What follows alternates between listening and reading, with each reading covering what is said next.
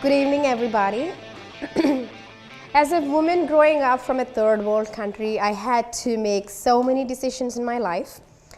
Well, I'm not going to talk about all of the decisions where I quit my school when I was in my 4th grade.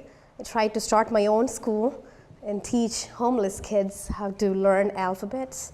And my mom beat me up and put me back in the school days. Then I had to make a decision to either do my engineering or go for my medical degree. Then I had to make a decision to either come to the United States or get married. Besides all the decisions, I have 3 kids under 4 years old, and I make 10,000 decisions a day with them.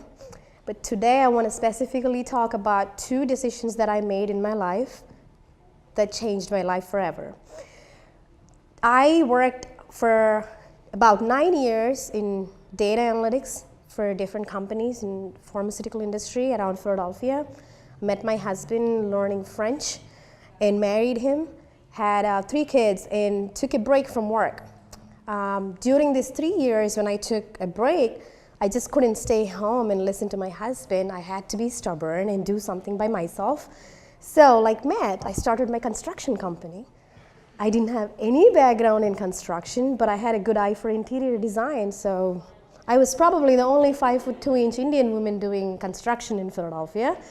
But I pretty much did a really good job, I think. For 3 years, I got really good amount of clients. I renovated about 5 houses and sold them. But at the end of the day, I was pregnant, and I was working from 7 a.m. to 8 p.m. every day. And I would hardly see my husband or hardly spend any time with my little babies. At that time, I also was managing about 20 to 30 people who are working on hourly basis. And I was never used to working with blue-collar workers before, because mostly my experience has been in white-collar professions. I found out over those 3 years that there was so much micromanagement that needs to be done. I had to make sure that they showed up at 7 o'clock. I had to make sure that they were clocking in the hours, which is not a common thing for somebody who goes to a professional job.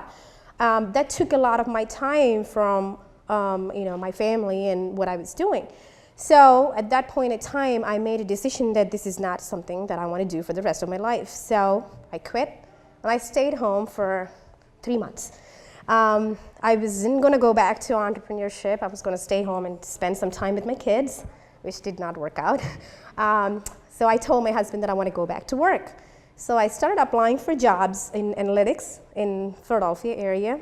Put my resume on Career Builder, Monster, Indeed.com, everything. And I saw that I was getting about 10,000 to 15,000 emails every day about different jobs that doesn't at all suit to what I did or what my resume was about or what my profile was about.